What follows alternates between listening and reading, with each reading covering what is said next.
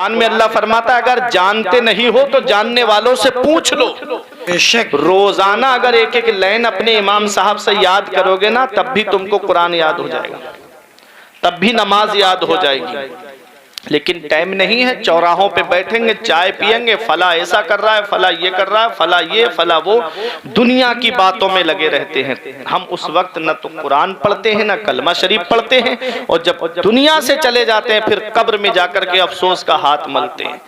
मैंने पढ़ा है किताबों में, जब फरिश्ते उसे झंझोड़ के उठाते हैं ना, तो 60-70 साल की जिंदगी जी के जाने वाला बूढ़ा, उसको ऐसा लगता है जैसे एक ख्वाब देख के आया है दुनिया में। एक ख्वाब कितनी देर देखता है आदमी नींद में? फौरन आंख खुल जाती है, आधा घंटा पौन घंटा 10 मिनट 15 मिनट आंख खुल जाती है आदमी की। इतनी लंबी जिंदगी जीने वाले को लगता है मैं ख्वाब देख के आया हूं दुनिया में।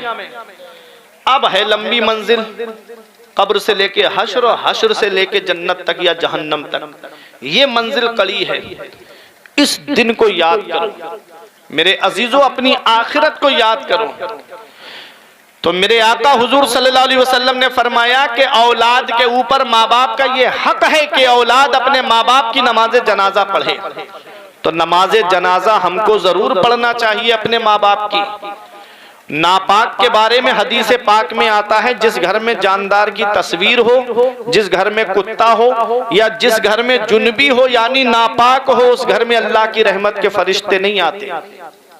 उस घर में अल्लाह की रहमत के फरिश्ते नहीं आते जिस घर में नापाक हो, जिस घर में कुत्ता हो, जिस घर में जानदार की तस्वीरें लगी हुई हों, फोटो लगे हुए हों, उस घर में अल्लाह की रहमत के फरिश्ते नहीं आते। अब देखो कमाने वाले बहुत हैं लेकिन घर में बरकत नहीं होती।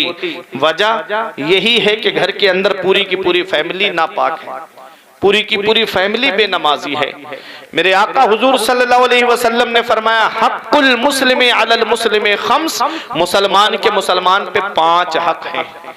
क्या फरमाया? मुसलमान के मुसलमान पे 5 हक है। कोई बिरादरी का जिक्र नहीं है इसमें। मुसलमान है, ईमान वाला है, मोमिन है, तो उसके 5 हक हैं। चाहे किसी भी बिरादरी का हो, चाहे किसी भी कास्ट का हो, अगर मुसलमान है, मोमिन है, तो उसके 5 हक हैं।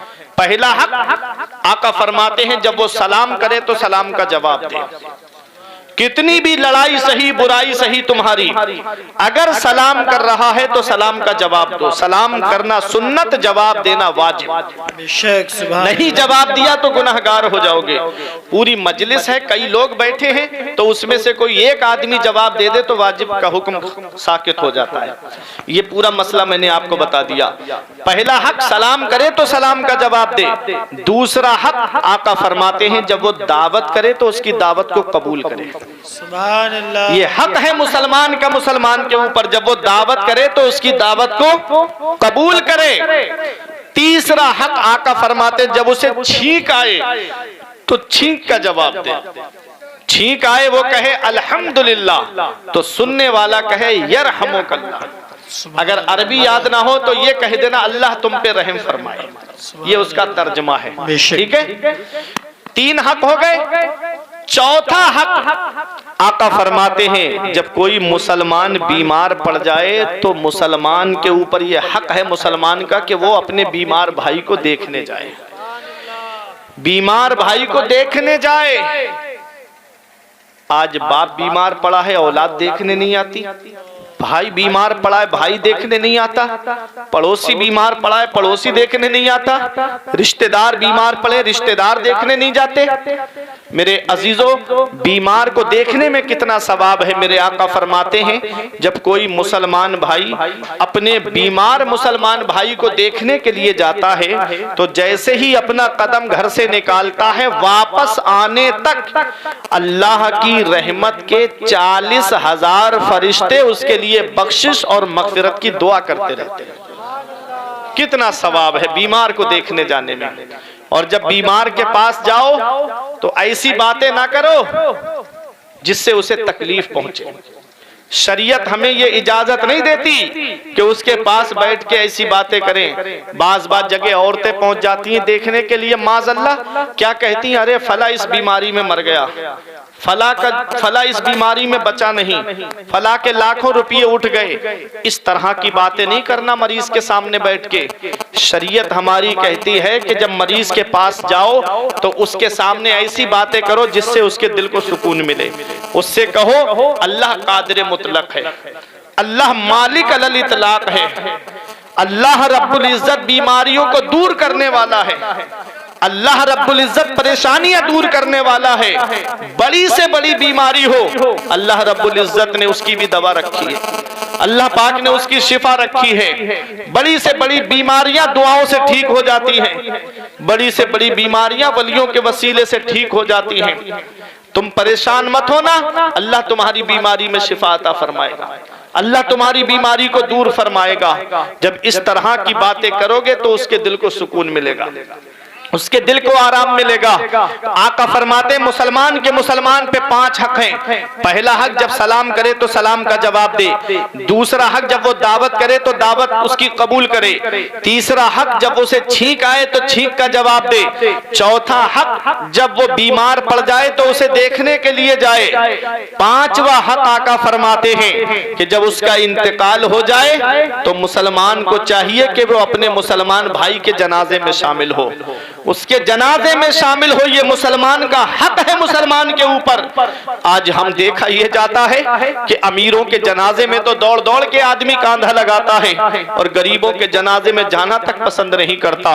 सगा भतीजा, सगा भांजा, सगा भाई, अगर गरीब है तो पड़ोसी बता रहे हैं लोग, पता लगाओ ये मैयत किसी अमीर की होगी, जो दौड़ दौड़ के कांधा लगा रहे हैं लोग। मेरे अजीजों, आज मैं आपके सामने एक बुजुर्ग का जिक्र करता हूं, नाम है उनका मुस्लिम बिन अम्र। वो कहते हैं कि मेरे पड़ोस में एक कब्र खोदने वाला रहता था, जो कब्रिस्तान में कब्र खोदने का काम करता था। कहते मैंने सोचा लाओ उनके पास जाऊं, बुजुर्ग हैं वो, कोई नसीहत की बात मुझे बताएंगे। जैसे हमारे ये बुजुर्ग हैं, कभी इनसे कहना कि बाबा कोई नसीहत की बात बताओ, तो ये अपनी जिंदगी में कोई ऐसी बात याद करके आपको बताएंगे कि जो बड़ी नसीहत वाली होगी।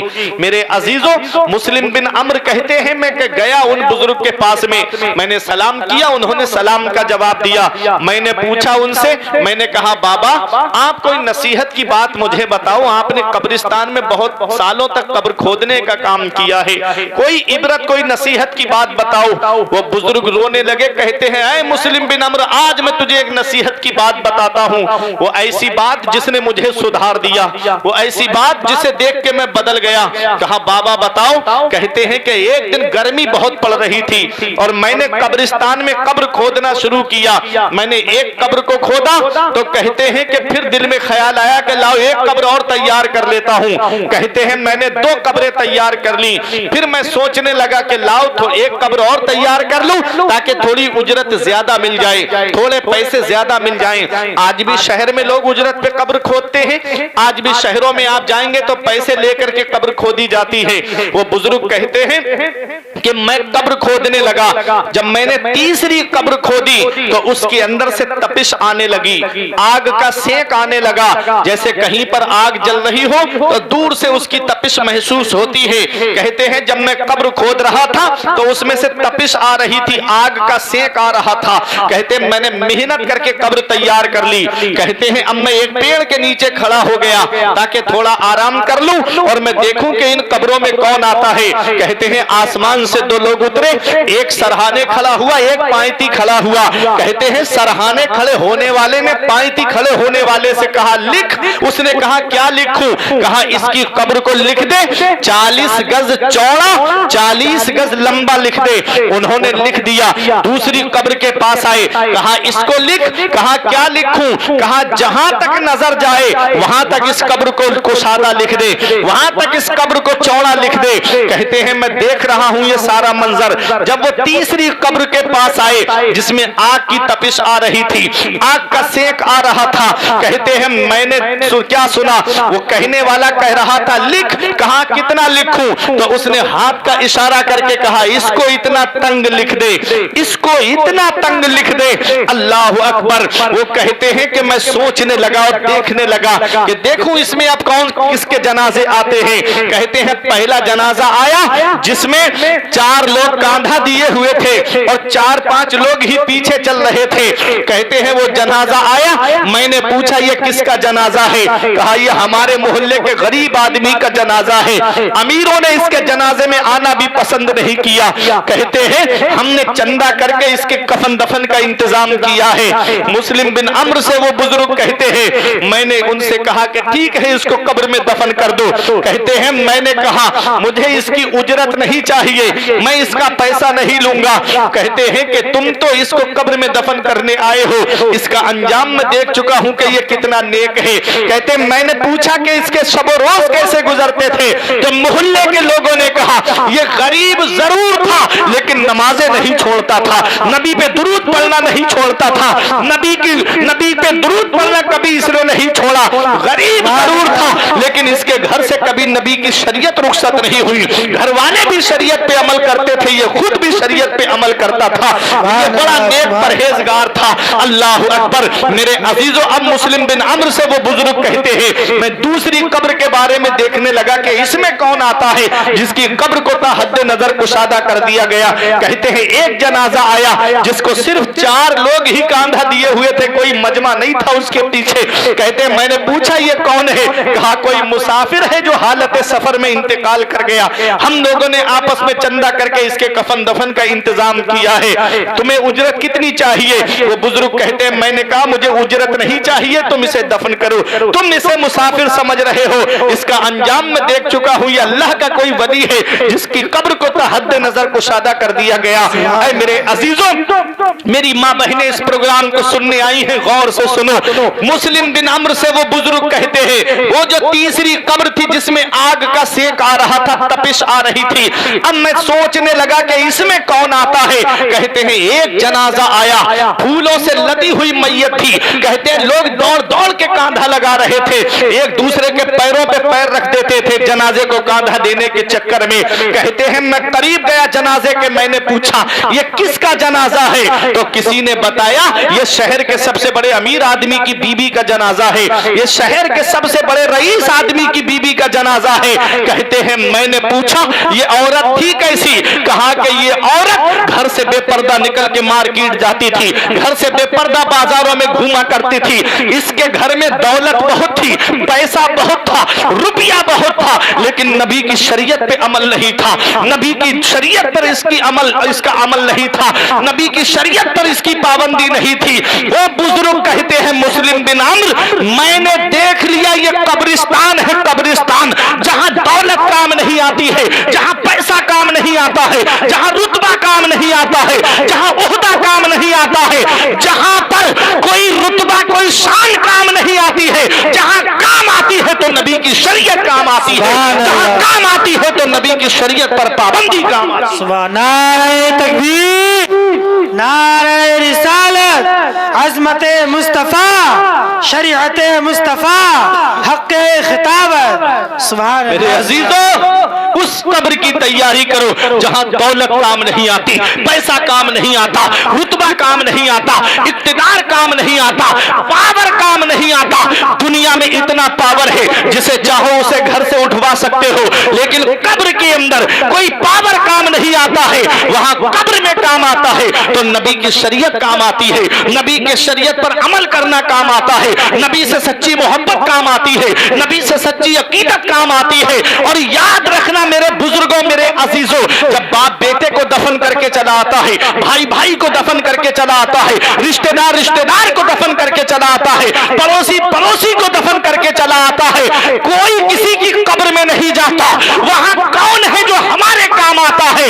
अपना रिश्ता नबी की बारगाह से मजबूत कर लो। जहां बाप बेटे के काम नहीं आता है वहां नबी अपने गुलामों के काम आते हैं, वहां नबी अपने आशिकों के काम आते हैं। कब्र में सरकार आए तो मैं कदमों पे गिरूं, जब फरिश्ते मुझे उठाएं तो मैं उनसे यूं कहूं अब तो पाए नाज से मैं, ऐ फरिश्तों क्यों उठूं, मर के आया हूं यहां इस दिलरुबा के वास्ते। कब्र में लहराएंगे ता हश्र चश्मे नूर के, जलवा फरमा होगी जब तलअत रसूलुल्लाह। सुभान अल्लाह, सुभान अल्लाह, सुभान अल्लाह, सुभान अल्लाह। कब्र में नबी की मोहब्बत काम आती है, कब्र में नबी की शरीयत काम आती है। वो बुजुर्ग कहते हैं मुस्लिम बिन अम्र उस दिन मैंने देख लिया कि ये कब्रिस्तान है, यहाँ सिर्फ नबी की शरीयत काम आती है, नबी की सच्ची मोहब्बत काम आती है। इसलिए शरीयत पे अमल करके दुनिया से जाओ, नबी से सच्ची मोहब्बत करके दुनिया से जाओ। मेरे अजीजों, ये कब्रिस्तान है, उसकी फिक्र करो, उस कब्र की फिक्र करो, काली कोठरी की फिक्र करो। वो बुजुर्ग कहते हैं उस दिन से मैं जान गया कि नबी की शरीयत पे अमल करना है, नबी के बताए हुए तरीके पे हमको चलना है। मेरे अजीजों, जनाजे में शामिल हुआ करो तो नमाज जनाजा जरूर पढ़ा करो। इससे दो फायदे हैं, नमाज जनाजा पढ़ने से दो फायदे। एक फायदा यह है कि अगर मैयत गुनाहगार है और नमाज जनाजा पढ़ने वालों में कोई परहेजगार है तो अल्लाह उसके सदक़े में मैयत की बख्शिश कर देता है। और अगर मैयत परहेजगार है, नमाज जनाजा पढ़ने वाले गुनाहगार हैं, तो अल्लाह मैयत के सदक़े में नमाज जनाजा पढ़ने वालों को बख्श देता है। इसलिए जरूर शामिल हुआ करो, नमाज जनाजा जरूर पढ़ा करो। और शरीयत का मसला भी है कि जब किसी के यहाँ जनाजे में जाओ तो जब तक दफीना ना हो जाए तो उसकी इजाजत